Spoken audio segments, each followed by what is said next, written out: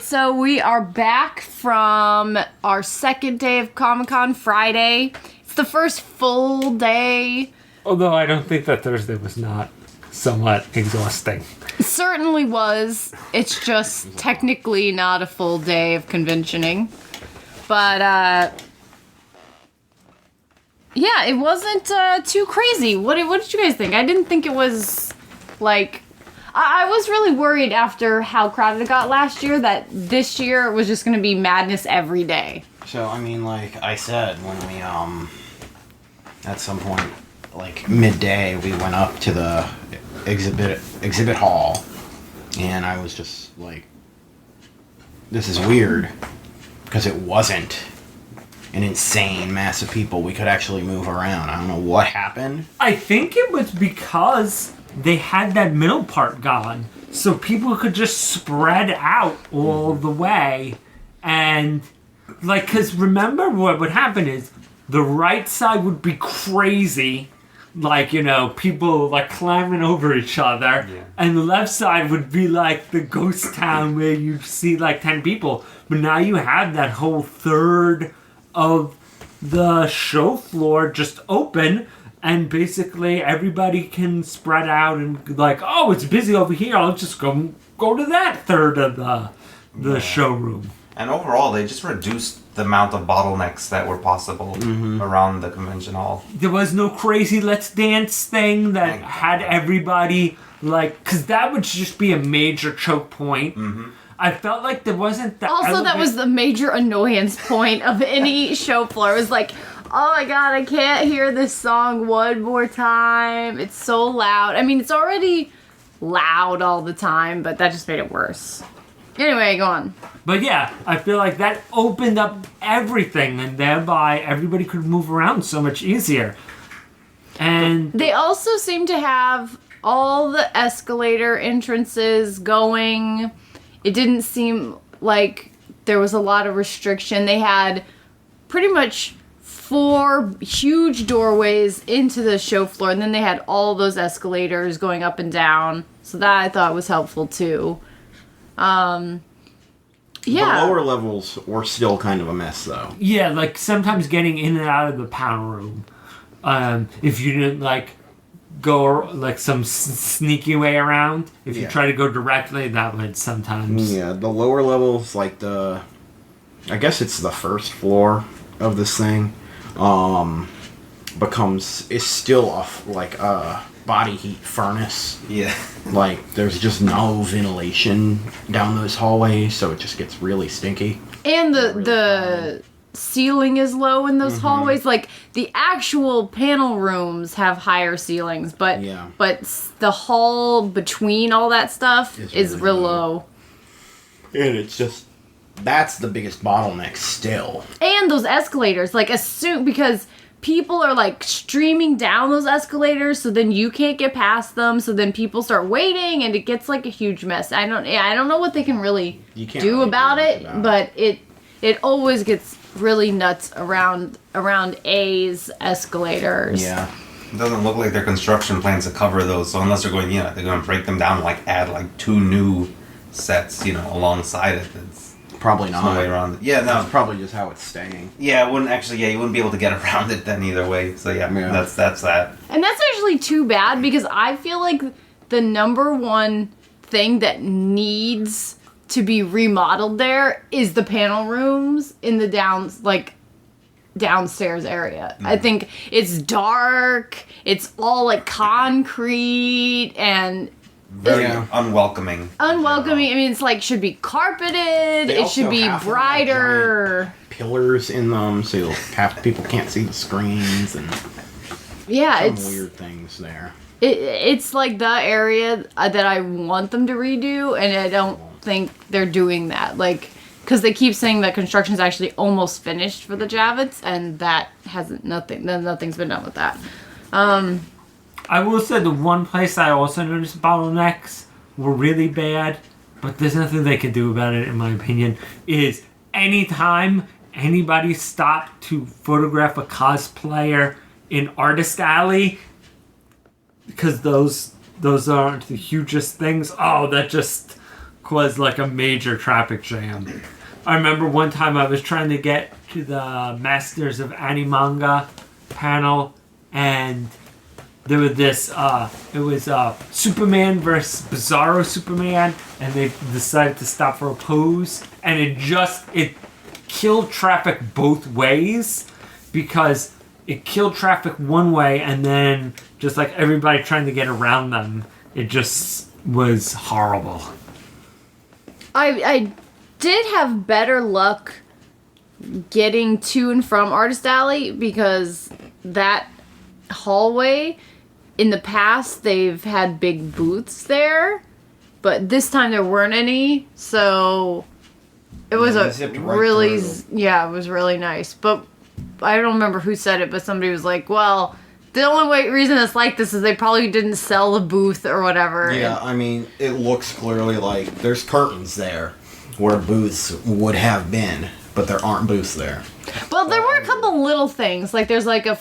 Time Out New York was giving out magazines. And there was like a photo with like also crazy costume There's stuff. also the Wounded Warrior Project there. So there were booths, and then there were a bunch of spots where booths could have gone. But also everything that was there was small, not Yeah. something that's going to have like a huge... No archery range. Yeah, sad to say, no archery range. I did notice that this year, if it's starting to feel, and I've never been to San Diego, but again, I always read a lot about it every year, and it's starting to feel a little more San Diego. We've got some food trucks, we've got St. Mark's Comics has this pizza parlor. Oh, you go there today. I know, and it's not open for dinner because every time I leave, I never leave the con is the problem. I never leave until night, and then the stuff that's out there is closed, so I need to like force myself just go out there and see everything. But yeah, so there's this like comic pizza parlor thing across the street. And so it's feeling a little more like the city is getting into the action. And that's particularly good for that area because even if it's even if it's not open like late, it serves a nice purpose of improving the general the general atmosphere surrounding Javits Center, because it's like, I mean, you look at those streets, I mean, it's just like almost unpaved, just warehouses. Yeah, like broken down check cash. You have to wade through that, and then there's the Javits Center. Go ahead. I was just gonna say, I have to say right here, right now, I can't believe I couldn't get into that Ruby panel. There were enough people who legitimately liked Ruby that I could not be in the Ruby panel. Maybe they ironically liked it. I just want to hear, like, yeah, whether there was just a large amount of hecklers that went in there, or if there's a lot of people who legitimately like it for all of its many flaws. You guys watch it. I told you exactly why I watched it. I stand behind that. I don't stand behind the other 80%. Yeah, well, you know. Yeah, I actually was waiting for you guys, and I heard them say that, and I couldn't help but, like, laugh about Oh, we were laughing while we were still in the, what's it called, the wiki, panel. You're from in there, and it's like... Wait, did we Just just hear shaking our heads. correctly? Did we just hear that the Ruby panel is packed and will not allow any more people in? Shall pass. I mean, I don't think that it's wrong or bad, or I feel like it's just something you either get used to or you refuse to get used to. I don't know, but it was like you had to be sure that you were in line for panels at least an hour before that panel, or you were not getting in. Unless it's a Japanese guest. Were you guys fine? There was like nothing? It was a half-empty room. Are you serious? That's horrible. Are you kidding me? Yeah, and they had, what was it, 3, 4 mangaka? Well, it was Masao Maruyama, who can't fill a room to save his life. But he's from Madhouse But and he's, Mappa. He's like been in anime since anime. So there's him, then there's Kazuo Koike, who is probably the most identifiable mangaka outside of anime and manga fandom, just because of Lone Wolf and Cub, which they would not shut up about. It was like the one thing that kept being brought up constantly in the panel. Well, there's a reason for that. Yeah. And then the guy who did Afro Samurai. And then some other guy who did a bunch of other manga. He did the Joggy side story in Fist of the North Star. He did the Joggy That poor man. side story. Oh, and he's kind of well known because he did the Star Wars manga adaptations. So it was a half-empty room still. One of the founders of Dark Horse was on the panel too. And most of the panel, the Wikia guy just fielded questions to the guys.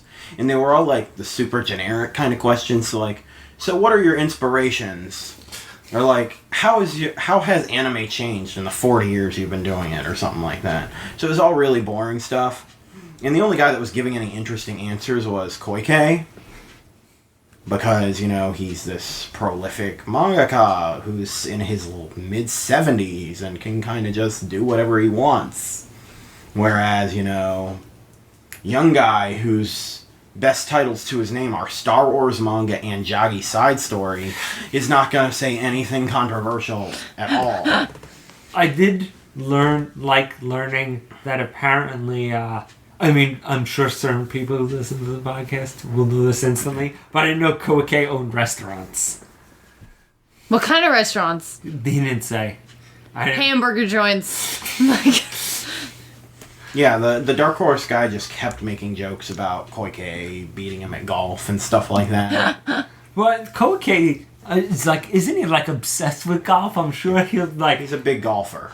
I'm sure like. doesn't he do a golf manga, or is Yes. that? Golf mangas. Yeah, right. Like, okay, I wasn't remembering that wrong. No, you weren't. He does golf manga. He likes golf a lot.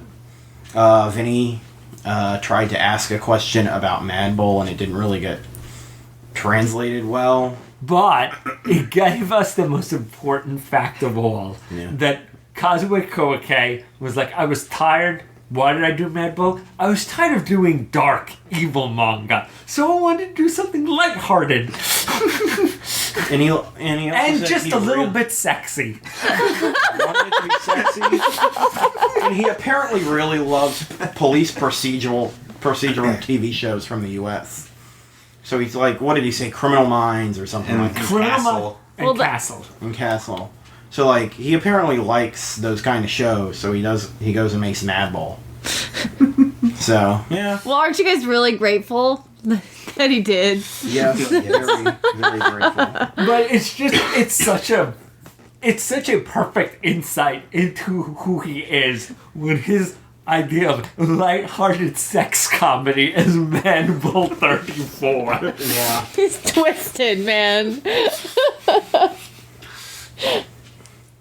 He was really like driving home this like, just make characters. If you have good characters, everything else falls into place.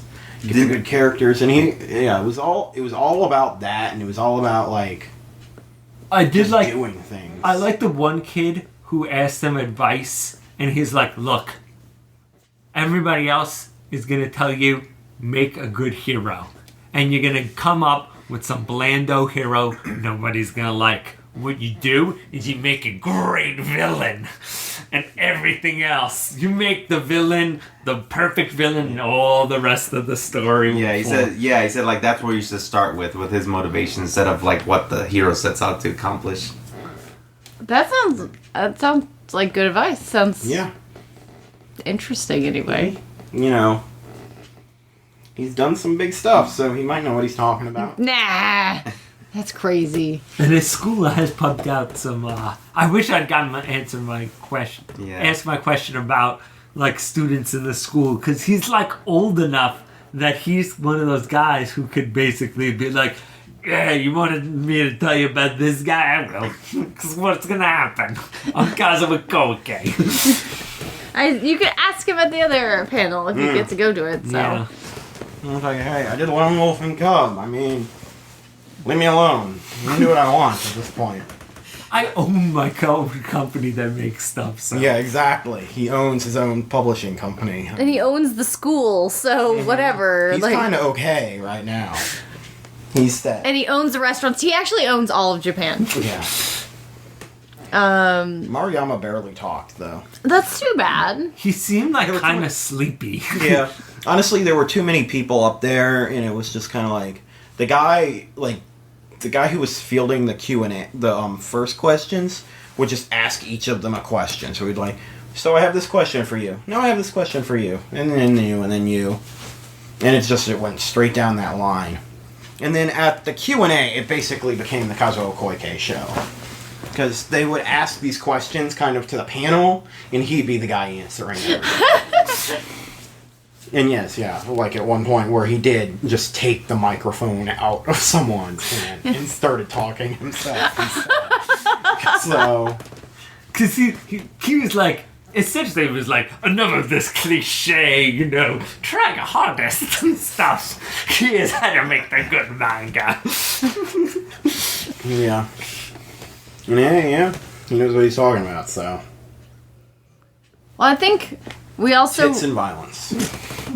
I think we also really liked the, not tits and violence, Zelda panel, which had producer Eiji Aonuma there, and apparently he doesn't go to fan conventions, so I was surprised. I was surprised to hear that. Yeah, I couldn't believe... I didn't find out until the day before that he was actually going to be at the at this thing. I thought it would just be a standard Nintendo, little, here, let's show you the game, and we're done. Let's answer some questions. Why is Link so sexy? Because he is. Well, that question isn't really relevant to this particular game. At least we hope it isn't. That's like asking if Link is really or why Link is so sexy in Wind Waker. You're like, no. And somebody's gonna take a sound clip of me saying that without the no. But anyway, like, but A Link Between Worlds, they had the demo there, and I was so glad I got to play it yesterday. But then which made me really want the game, but then going to the panel, they showed like all this new footage, and they actually had the game because they said they actually just completed it last week. So they had an actual game play of the actual finished product, and I think everybody in the room got most excited when you saw that Link could run and shave down all the grass. It was like the cheers erupted from the crowd. It was a real hype multiplier. So I can't help but wonder if some of those cheers were from people who just like me, who just want to just tear up every part of the landscape just looking for stuff. Like. Whenever, like in the Oracle games, whenever I would find the shovel, I decided, well, time to dig a hole in every single spot. Just that's how I travel now. I just keep digging holes backwards. I think you brought that over to direction. Animal Crossing. Yeah, that also lends itself, but that's a whole other monster. But yes, that's the level of utility in they showcased in that link to the past sequel. Very Yeah, it looks like Very a engaging. really good game. Just like it's gonna be a lot of fun and has a lot of variety and unique things to do all the time. Well, we all played the demo yesterday, Yeah. and Yeah. I think we all liked it. I mean, you just click with it instantly. If you've played A Link to the Past or or any like top down Zelda game, you just it's all very familiar but also very welcoming to you. it's still so different though. Like the layers in the castle, just the way that you see the top down is very different when you're in. Right.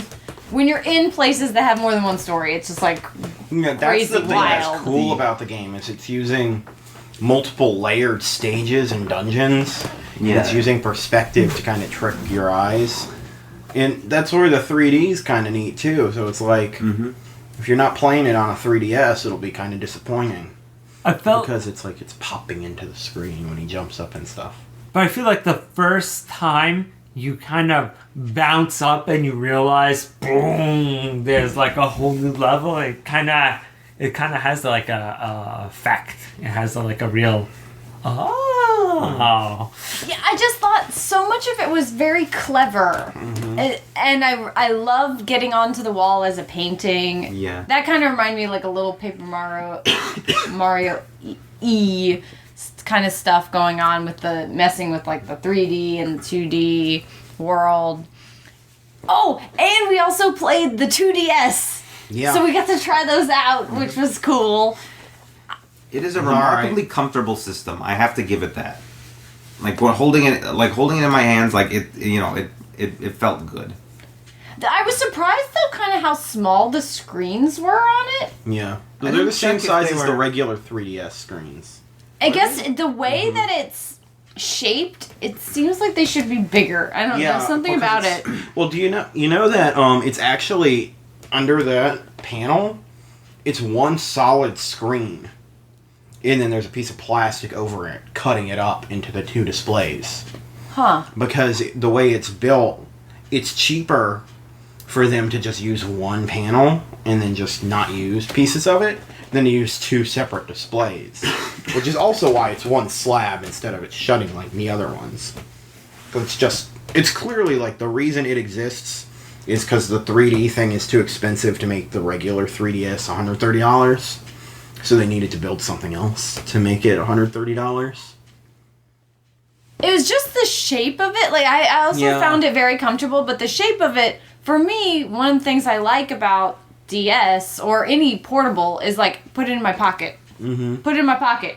So I couldn't fit that in my pocket. Like No, it's big. You don't realize how big it is until you really handle it. Just how not pocketable it is because of the way the buttons are. There's a lot of like empty plastic space towards the bottom half of the screen. see, I think that's also why I was feeling like, why aren't these screens bigger? Like Yeah, like they could have made them bigger. And on that note, yeah, with all of that space lying around, it still begs the question why on earth they moved it to mono sound.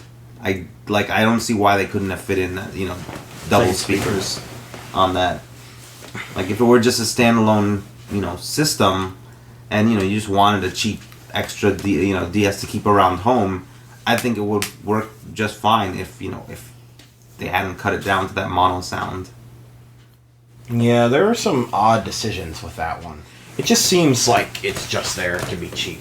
Yeah. It's there to sell to kids that want to play the new Pokemon game.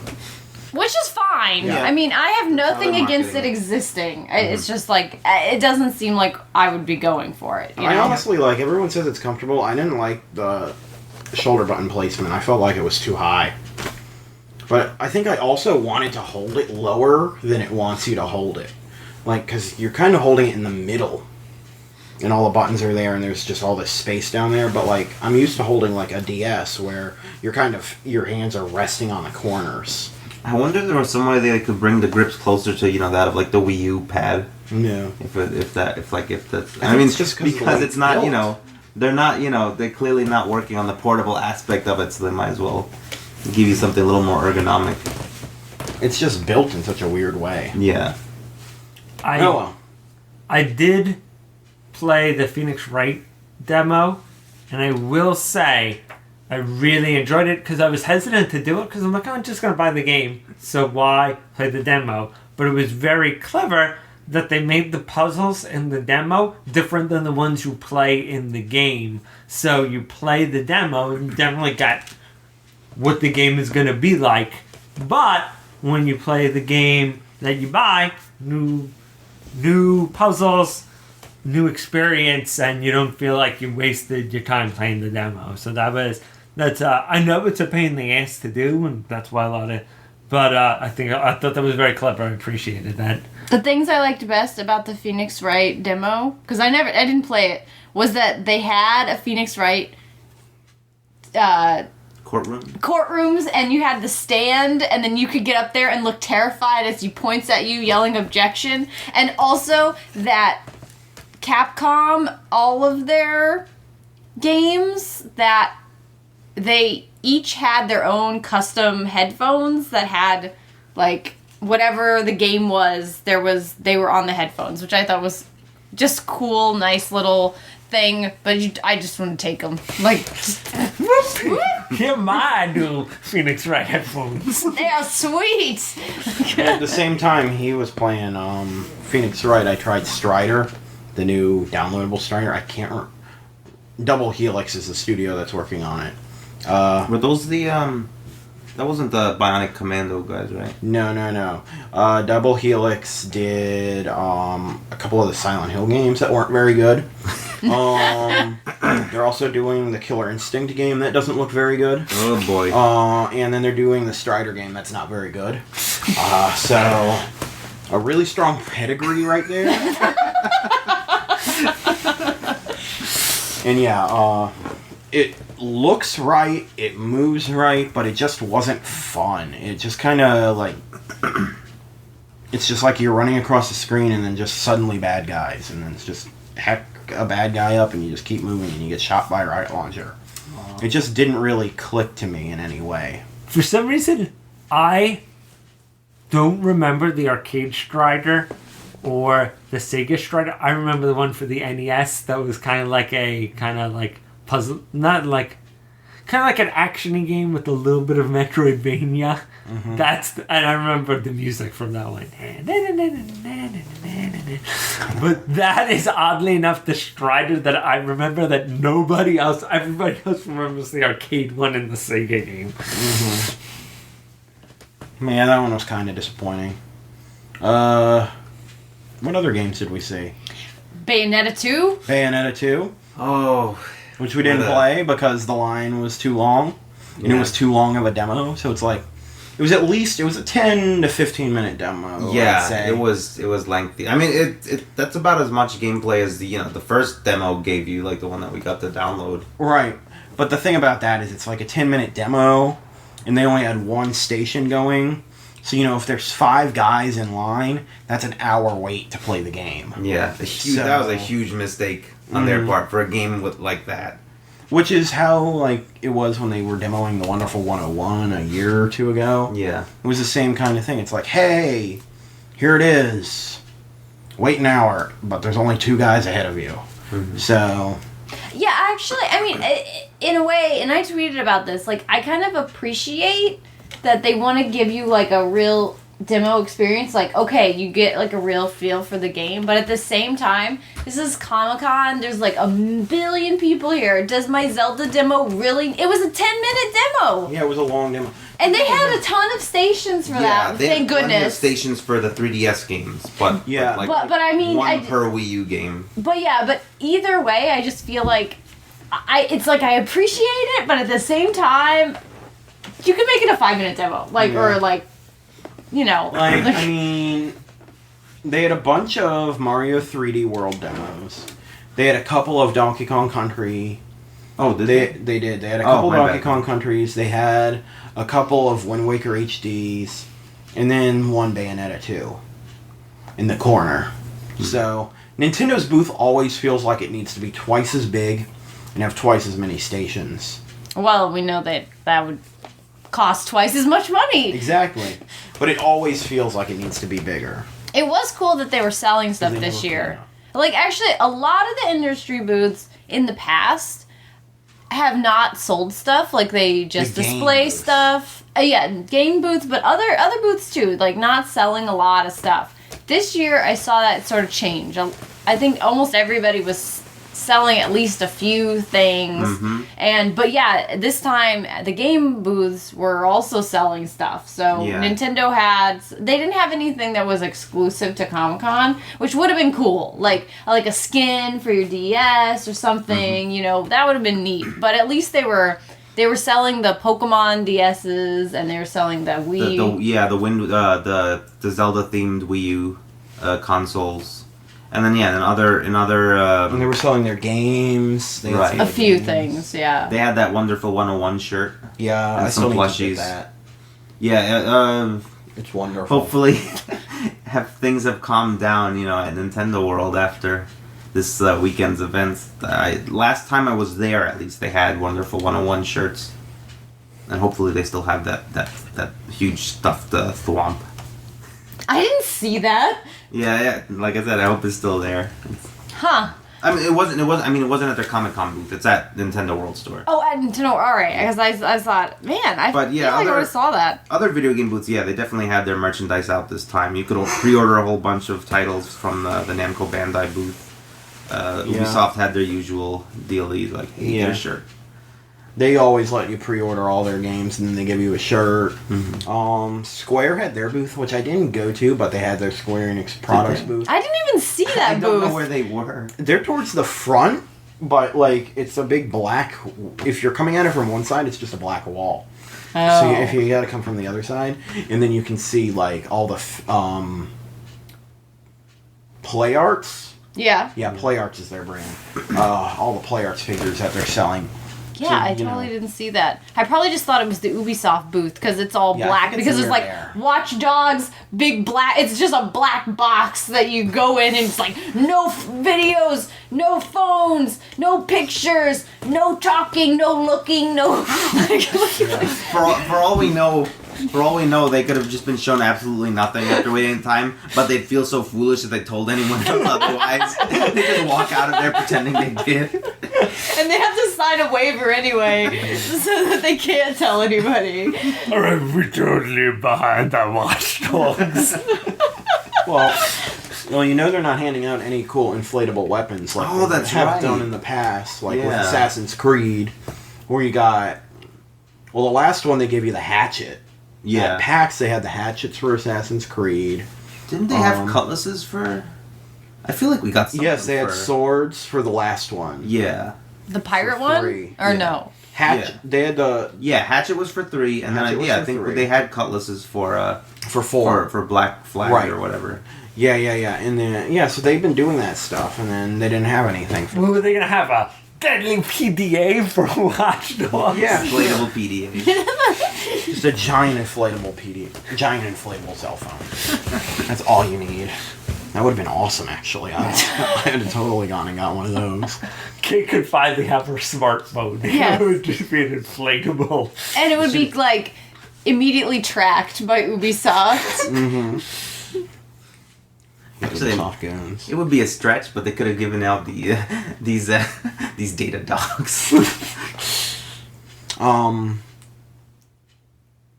The one thing that surprised me so far is that the binking people in with the tags is actually not sucked.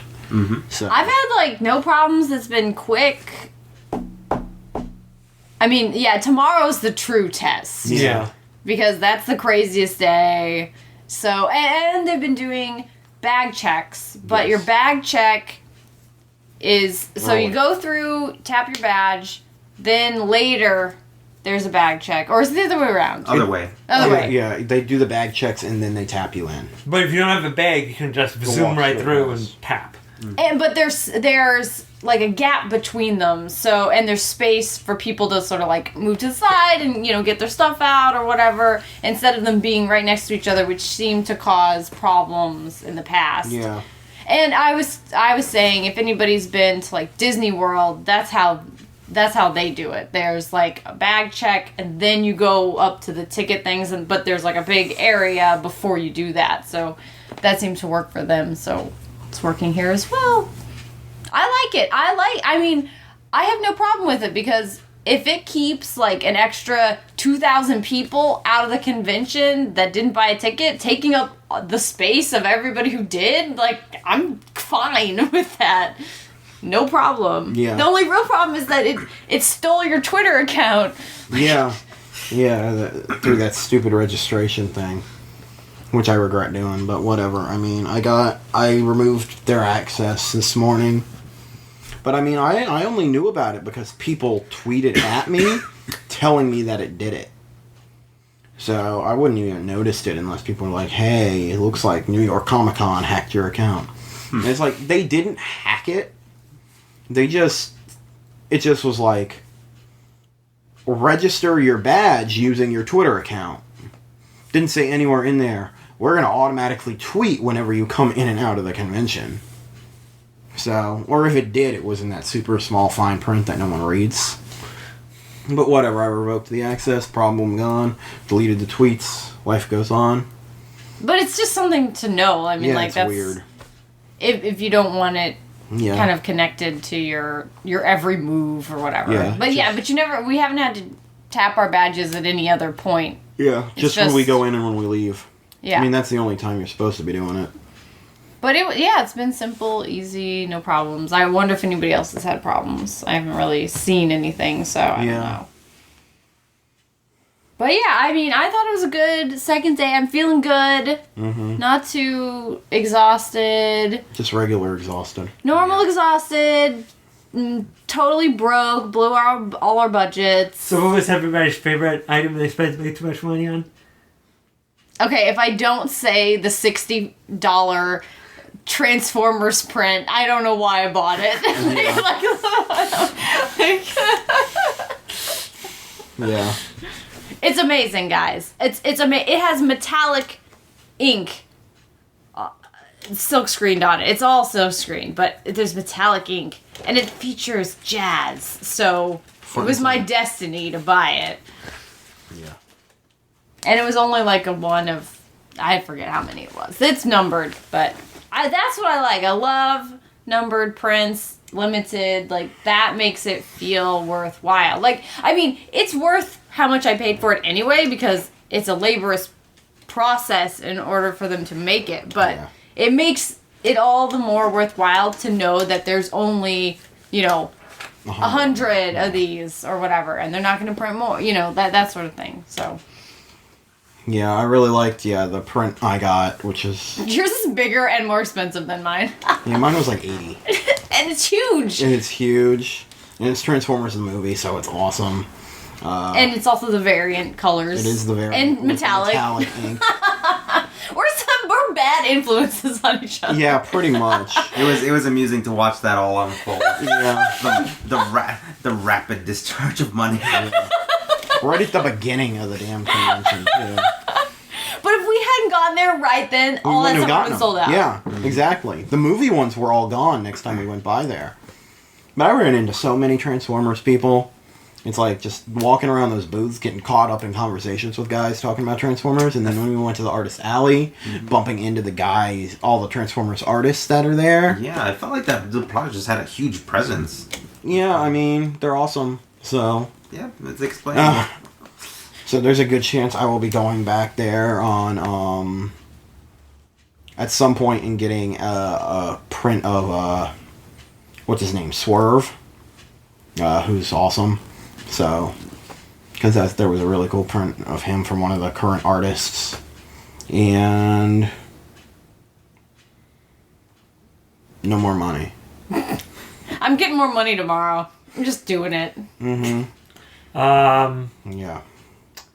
The silliest thing I got was the Good Smell booth had some Did you say the silliest? silliest, yes.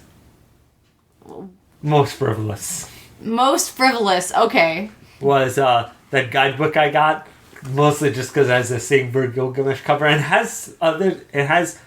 it's from like some Japanese event, and there's a bunch of stuff, so there is some other Fate and Type Moon stuff in there, but it's like, and then they just have like other anime stuff and other stuff related to the event, but it was... I approve of that cover. It's a good cover. It's worth it. I say. I approve also.